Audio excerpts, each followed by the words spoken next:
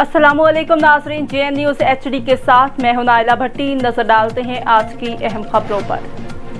शहदादपुर से JN news के deputy bureau chief Syed Usman Ali की रिपोर्ट के मुताबिक राजपूत बरादरी के रहनुमा vice chairman municipal committee Shahdadpur Luqman Rajput के साहिबजादे नौमान राजपूत, वकास राजपूत और शाहमीर राजपूत पर सिटीजन अलायंस शहदादपुर के रहनुमा मुस्लिम लीग फंक्शनल के city general secretary Rana Abdul Sattar की जानब से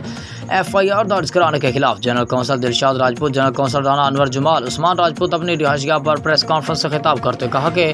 राना अब्दुल सत्तार की जानब से मेरे भतीजों और रिश्तेदारों पर झूठी FIR दर्ज करवाई गई है। उन्होंने कहा कि हमारा सारा वक्त अवामी खिदमत पर मबनी है, जिसकी वजह से इस शहर और राजपूत बरादरी ने हमें भरपूर इज़्ज़त और एहतराम दिया है और बल्दियाती इंतखाबात में हमारे 3 नशिस्तों पर कामयाब उसका सबूत है। ताहम राना अब्दुल सत्तार सियासी तौर पर नाकामी और बरादरी की जानिब से पज़िराई न मिलने पर हमसे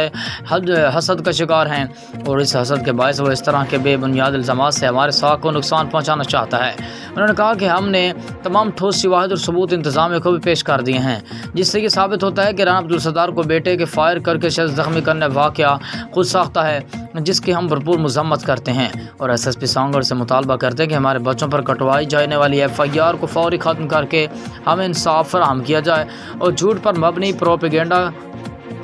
करने वाले शख्स के खिलाफ सख्त कानूनी कार्रवाई अमल में लाई जाए।